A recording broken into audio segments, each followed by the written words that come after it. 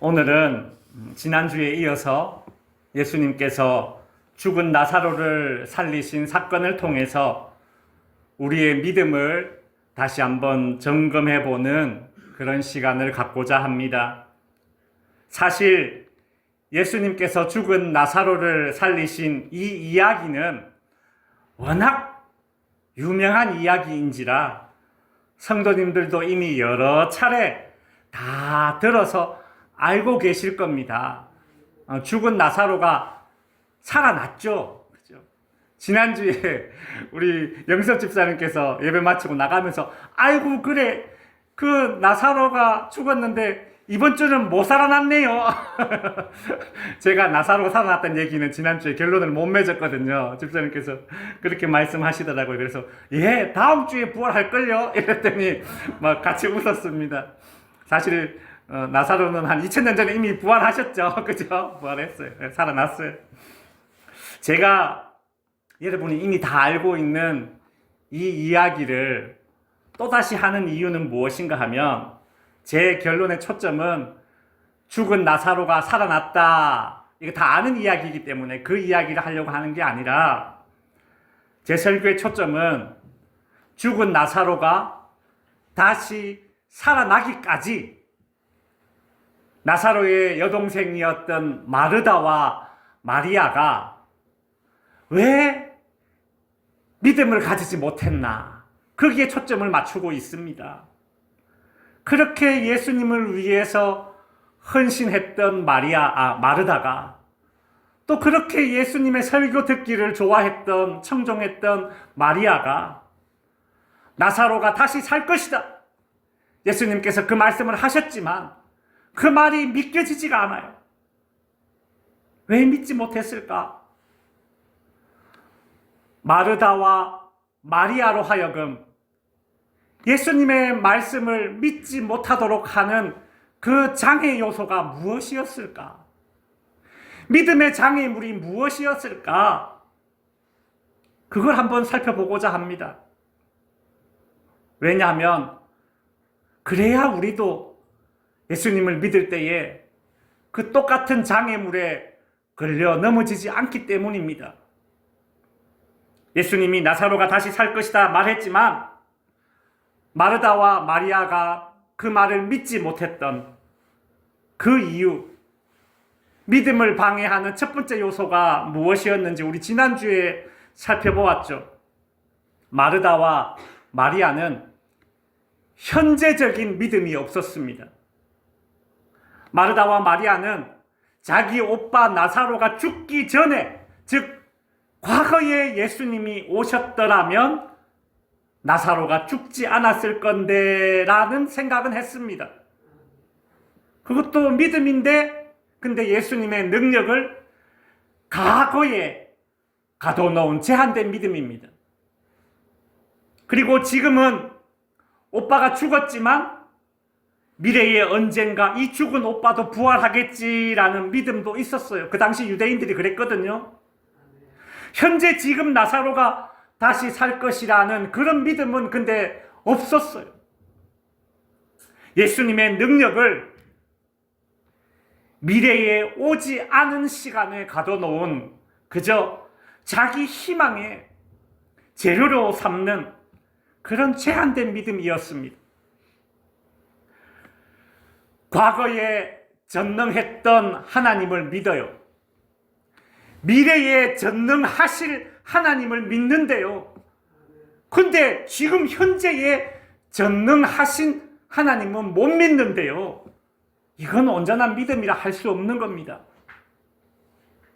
마르다와 마리아는 예수님을 믿긴 믿되 자기 나름대로 한계를 지어서 믿었다는 겁니다. 예수님께서 나사로의 병은 고칠 수 있어. 하지만 이미 죽은 나사로는 못 살려. 마치 하나님을 전능하신 하나님이야 라고 말하면서 근데 저건 몰라도 이건 안 돼. 틀렸어. 이건 못해. 그런 제한적인 믿음. 리미트가 걸려 있는 거예요. 자동차 승합차 110km 이상 밟아도 안 나가듯이 믿음이 리미트가 걸려 있는 겁니다. 예수 믿은 지 수십 년이 되었고 교회에서 충성, 봉사, 헌신 다 해도 교회 문턱을 수백 번 밟고 다니며 예배 드렸어도 그저 내 인간적인 생각에 가능하리라 싶은 것만 골라서 선택적으로 믿는다면 그것이 곧 마르다와 마리아의 믿음인 거예요.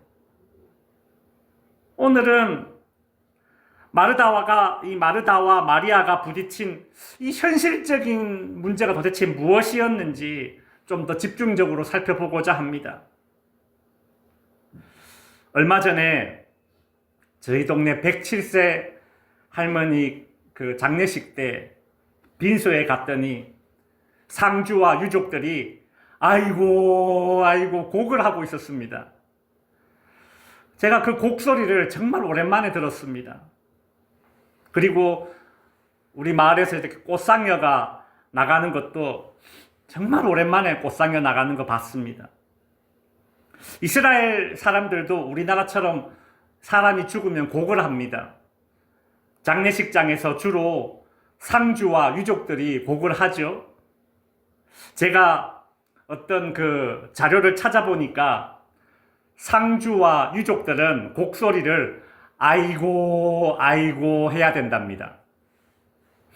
그리고 빈소를 찾은 조문객들도 같이 그 곡에 동참을 할 때는 아이고가 아니라 어이 이렇게 보국 소리를 내야 된다고 그렇게 적혀 있더라고요. 심지어 남자와 여자도 곡소리가 다르대요.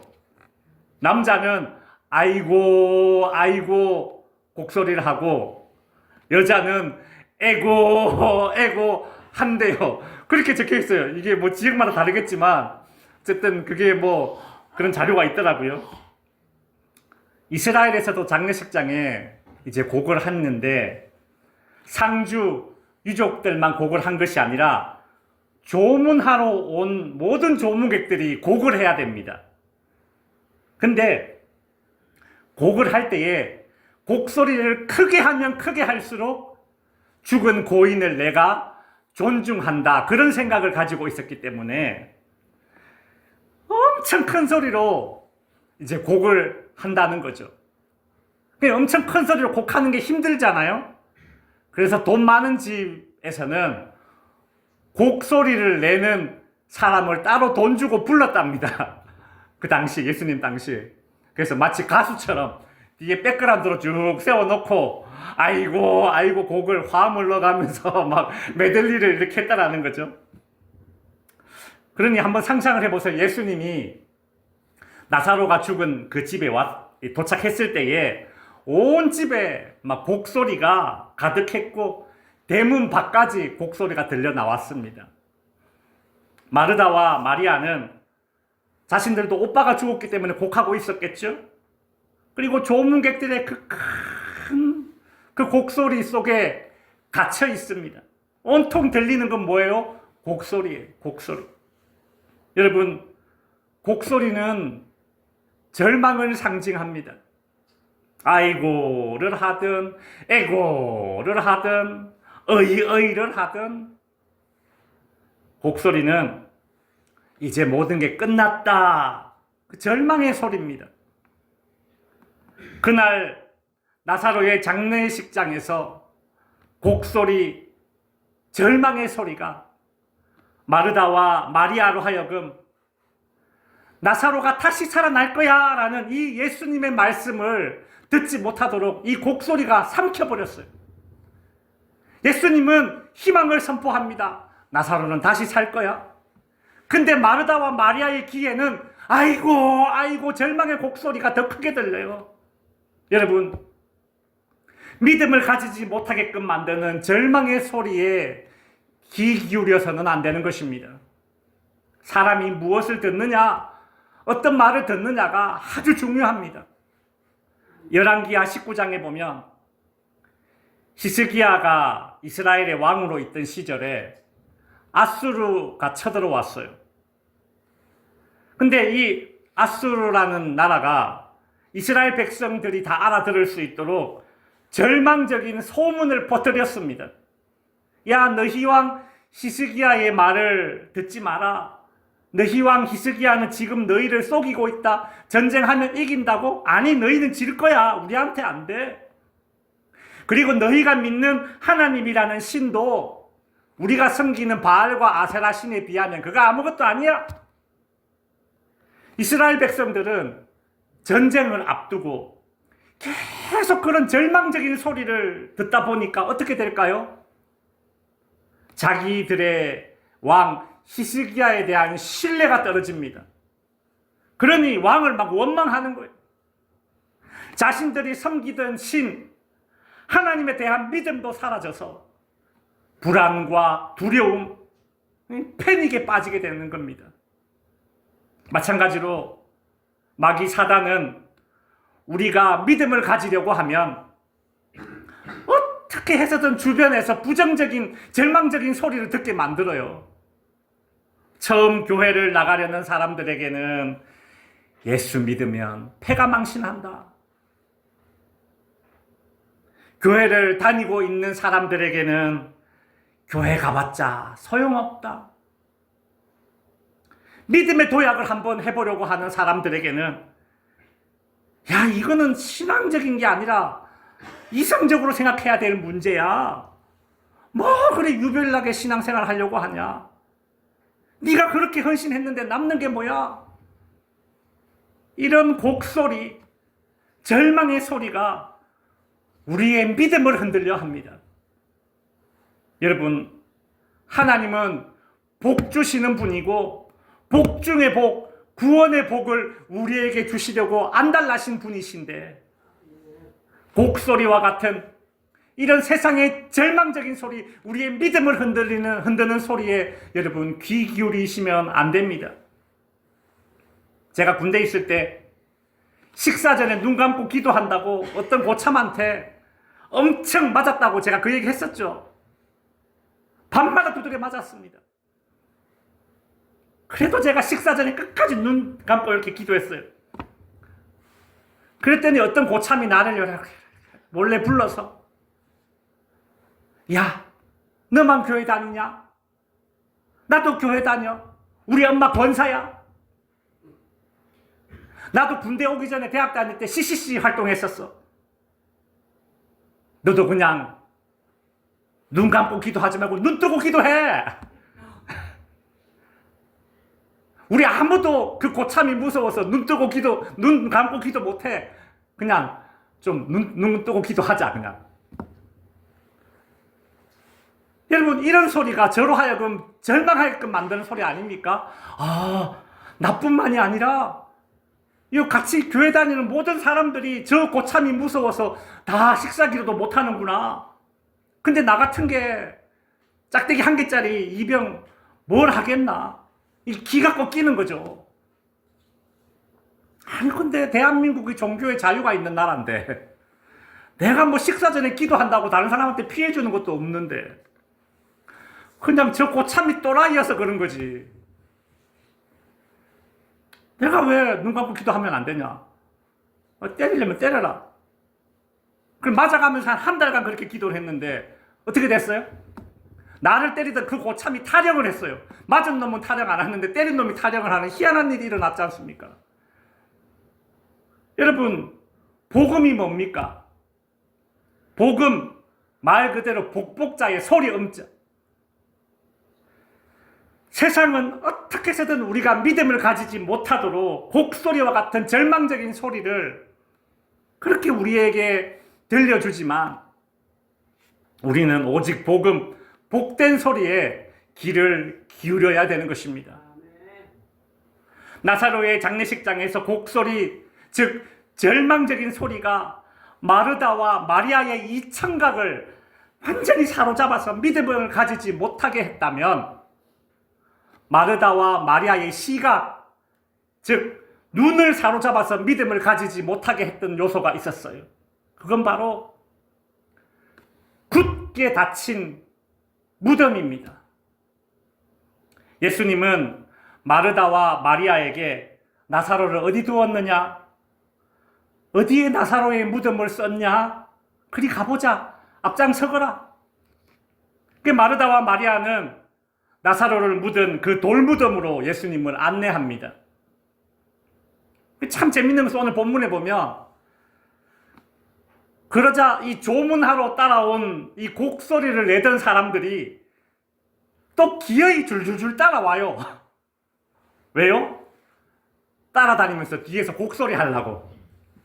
그럼 제가 그 모습을 이렇게 성경 구절을 보면서 야, 우리로 하여금 믿음을 가지지 못하게 하는 이 곡소리, 절망적인 소리를 내는 사람들은 따라다니면서 곡소리를 한단 말이에요. 우리가 절망의 자리에서 일어나려고 믿음을 가지려고 하면 끈질기게 따라옵니다. 따라다니면서 무슨 도시락 싸가지고 다니면서 내가 기어이 말려야 되겠다 이런 심본지 그렇게 따라오면서 곡소리를 내면서 따라와요. 참 희한합니다. 그죠? 마르다와 마리아는 그 절망의 소리, 곡소리를 뒤로 이렇게 하고 예수님과 함께 나사로의 무덤 앞에 도착했습니다. 그 무덤의 입구는 큰 바위로 이렇게 막아놨어요. 사진을 보시면 지금 이 사진이 이스라엘의 전통 무덤 방식입니다.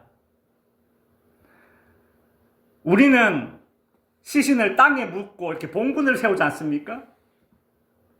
근데 이스라엘에서는 예수님 당시에 이런 큰 동굴에다가 시신을 이렇게 넣고 그 입구를 큰 바위돌로 이렇게 막아놔요. 이스라엘의 돌무덤은 한 사람만을 위한 돌무덤이 아닙니다. 그러니까 이 큰 무덤 안에 가면 여러 구의 시신이 여기저기 층층이 놓여져 있는 거죠. 우리로 치면, 요즘으로 치면 뭐 납골당 뭐 이런 형식이라고 할까요? 이스라엘의 돌무덤은 여러 명의 시신이 이렇게 안치되어 있기 때문에 이 돌무덤을 한두 명이 옮길 수 없습니다. 막 여러 명이 달라붙어야 옮길 수 있도록 그렇게 입구에 이렇게 큰 바위돌로 막아놔요.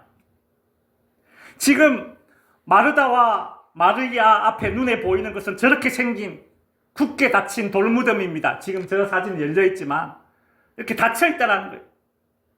여러분, 굳게 닫힌 돌무덤이 상징하는 것은 견고한 문제요, 완고한 사람입니다. 여러분, 예수 믿으려고 하면 믿음의 첫걸음을 떼고 나면 반드시 굳게 닫힌 그 돌무덤 같은 어떤 견고한 문제 앞에 직면하게 됩니다. 심지어 내 눈에 흙이 들어가기 전까지는 안 돼. 그렇게 하기만 해봐. 교회 가기만 해봐. 나하고 끝이야. 그런 완고한 사람들과도 조우하게 돼요. 여러분, 이것이 우리의 믿음을 방해하는 장애물이 됩니다. 여러분, 이 큰 돌은요, 나 혼자 옮길 수 없습니다. 예수를 믿고 직면하게 되는 그 견고한 문제들, 완고한 사람, 내가 옮기는 것이 아니라 우리 주님이 옮겨져라 명령하시면 그때 되는 겁니다. 때가 따로 있다라는 거예요. 오늘 본문 39절에 보시면 예수께서 이르시되 돌을 옮겨 놓으라 딱 하시니까 사람들이 막 여러 사람이 막 달라붙어서 그 돌을 옮겨버렸어요. 저와 여러분이 비록 온전치 못한 믿음이라 하더라도, 연약한 믿음이라 하더라도, 여러분 예수님과 함께 한다면, 예수님과 함께 있다면 언젠가 주님은 저와 여러분 앞을 가로막고 있는 저 큰 돌무덤 같은 여전히 견고한 문제, 여전히 완고한 사람을 향해서 옮겨져라 라고 명하실 때가 있을 것이고, 그때 그 어떤 여리고성 같은 견고한 문제도 무너지는 것입니다. 말도 안 되게 허무하게 무너지는 때가 온다라는 거예요. 야, 저 문제를 내가 어떻게 감당하지? 그 두려워하기만 했는데 주님이 그 돌무덤을 옮기라 명하시는 때가 된다면, 야, 내가 저 문제를 가지고 이렇게나 걱정했나, 이렇게나 두려워했나 싶을 때가 반드시 오는 겁니다. 태산과 같이 미동하지 않는 그런 완고한 사람, 주님이 때에 변화시킬 것입니다. 그러면 그 사람이 핍박자에서 조력자로 바뀌고 방관자에서 응원자로 바뀌는 날이 반드시 옵니다. 그러니 지금 당장 내 앞을 가로막고 있는 그 견고한 문제와 완고한 사람 때문에 낙심하지 말고 나의 믿음을 떨어뜨리지 말아야 합니다. 곡소리, 절망의 소리가 마르다와 마리아의 이 청각을 붙잡아서 믿음을 방해했고, 돌무덤이 마르다와 마리아의 이 시각을 사로잡아서 믿음을 방해했는데, 이제 마지막으로 마르다와 마리아의 이 후각을 사로잡아서 믿음을 방해한 것이 있습니다. 그건 바로 오빠 나사로의 시신이 썩는 냄새입니다. 나사로는 죽은 지 사흘이 지나서 이미 시신에서 부패한 냄새가 났습니다. 오늘 본문 39절에 보시면 마르다가 이르되 주여 죽은 지가 나흘이 되었음에 벌써 냄새가 나나이다. 돌무덤을 가로막고 있는 바위는 옮겼지만 그 안에서 이미 냄새가 났습니다. 여러분, 사람 시신이 부패하는 냄새가 얼마나 강합니까? 가끔 이렇게 뉴스 보면 어떤 살인자가 사람을 죽여서 시신을 이렇게 숨겼거나 아니면 혼자 살다가 고독사로 돌아가신 분들 있죠. 그랬을 때에 보면 그 시신이 부패했을 때에 나는 냄새 때문에 주민들이 신고를 해가지고 발견되지 않습니까? 예수님 당시에 이스라엘 사람들이 짧게는 3일, 길게는 7일간 장례를 치렀다고 했죠. 그 이유는 이스라엘의 이 기후 조건에서는 최소 3일이 지나면 시신이 부패하기 시작하고 냄새가 나기 시작했다는 거예요. 죽은 지 3일이 지나면 시신에서 냄새가 나기 시작했고, 그제서야 사람들은 이제 저 사람이 완전히 죽은 것이다, 그렇게 인정한다는 겁니다.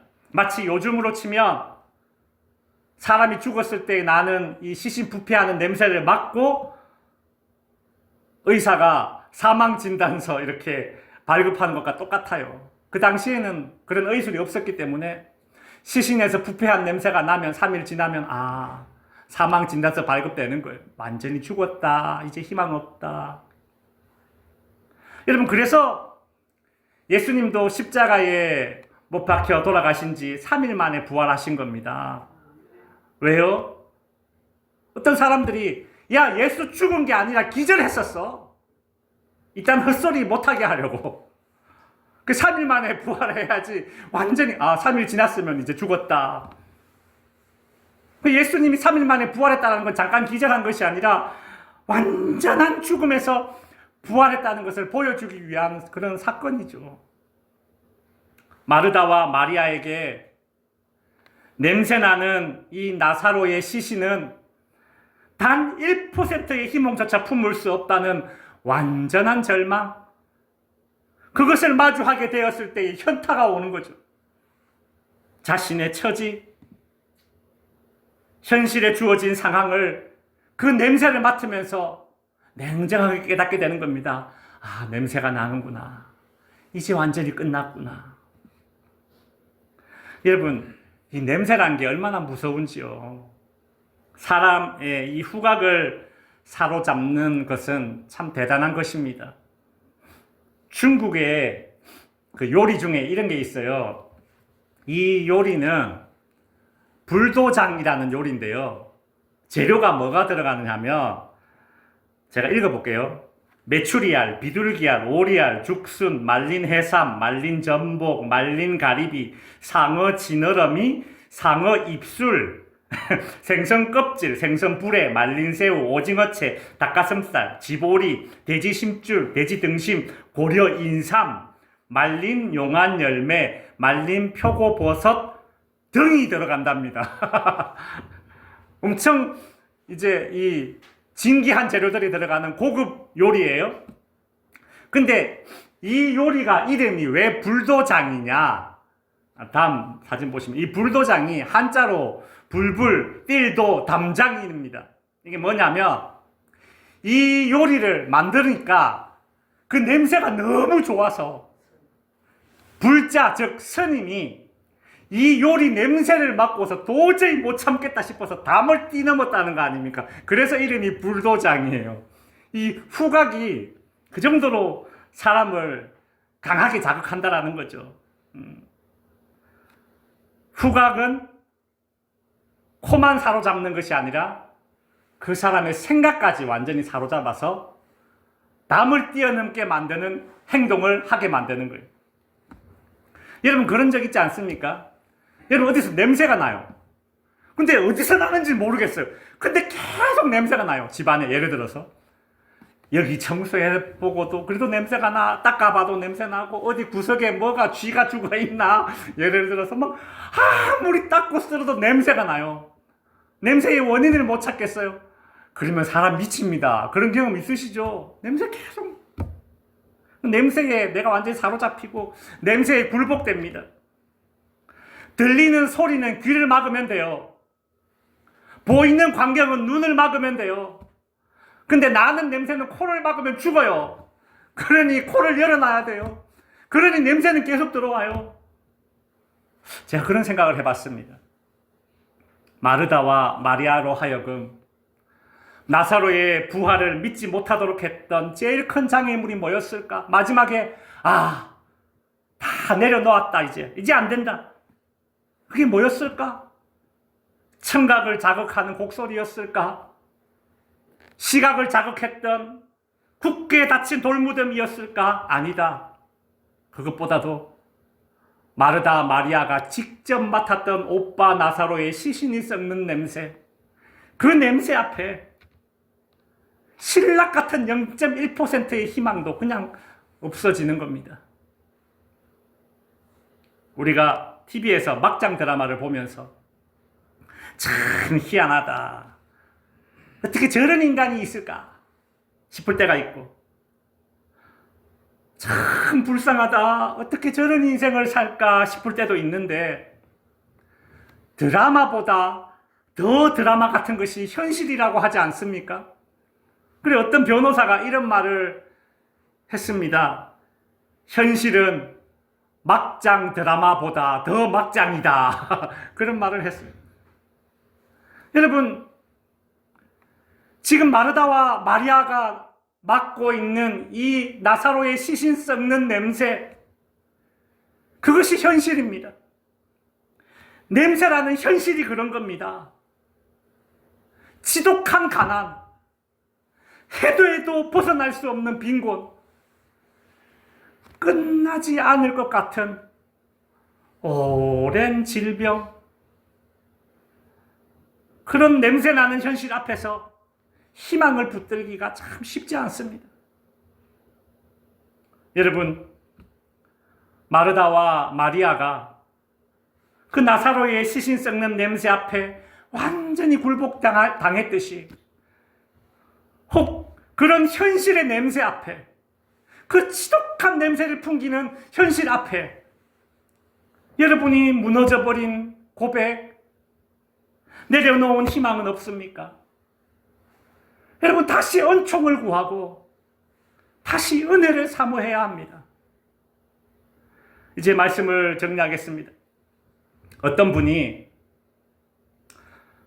아이고 나를 전도해줘서 고맙습니다 라는 말을 하면서 그렇게 교회에 첫걸음을 뗐지만 이내 교회를 나오지 않습니다.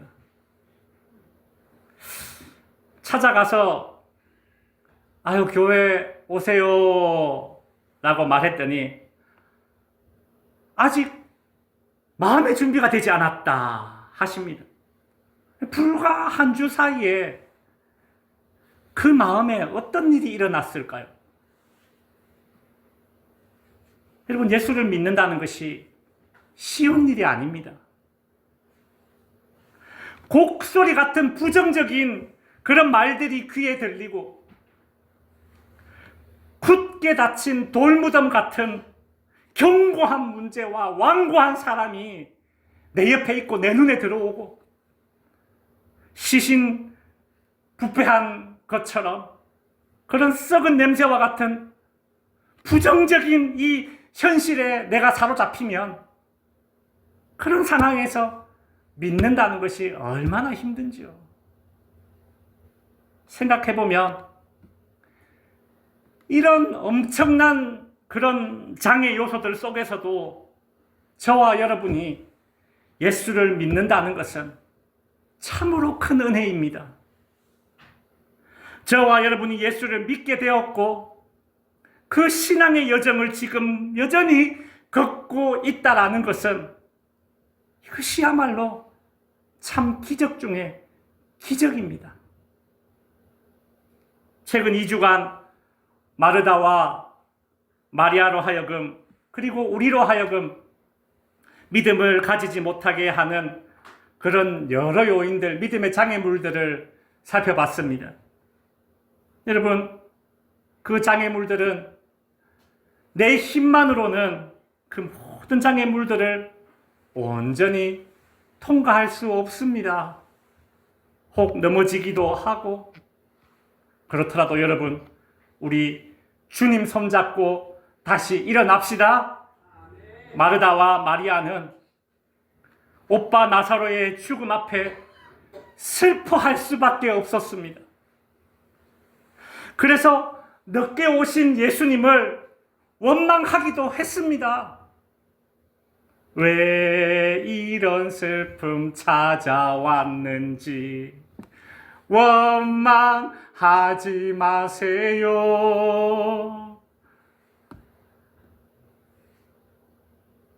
당신이 잃은 것보다 주님께 받은 은혜 더욱 많음에 감사하세요. 너무 견디기 힘든 지금 이 순간에도 주님이 일하고 계시잖아요. 남들은 지쳐 앉아 있을지라도 당신만은 일어서세요. 아멘. 힘을 내세요. 주님이 손잡고 계시잖아요. 주님이 나와 함께함을 믿는다면 어떤 고난도 이길 수 있잖아요. 여러분, 우리의 청각, 우리의 시각, 우리의 후각, 모든 감각과 심지어 이 생각까지 우리의 믿음을 방해하는 그런 장애물이 된다 하더라도 여러분, 바로 그 순간에도 우리 주님 손잡고 다시 일어서는 저와 여러분의 견고한 믿음이 될 수 있기를 축원합니다. 기도하겠습니다. 하나님 아버지, 우리의 믿음은 마치 곡소리 속에 쌓여있는 움직일 수 없는 큰 돌무덤을 바라볼 수밖에 없는 썩은 시신 냄새를 맡을 수밖에 없는 이런 현실 앞에 놓여져 있지만, 그러나 그 순간에도 낙심하거나 원망하지 않을 것은 주께서 우리 곁에 계시기 때문입니다. 왜 이런 슬픔이 왔는지 알 수 없지만, 왜 이런 고통이 지속되는지 알 수 없지만, 이 순간에도 내가 잃어버린 것보다 주님께 받은 은혜가 더 큼을 깨닫게 하시고, 지금 이 순간에도 나를 위해 일하고 계신 주님을 바라보게 하시고, 우리 손 잡아 붙드시며 다시 한번 일어나거라 재촉하시는, 우리의 믿음을 붙들어 주시는 그 주님 앞에 온전히 서기를 원합니다. 주여, 우리의 연약한 믿음 붙들어 주시어서 부활의 주님, 능력의 하나님, 우리의 현재를 체험하는 살아계신 하나님을 우리가 온전히 믿고 따를 수 있도록 은혜 베풀어 주시옵소서. 예수님의 이름으로 기도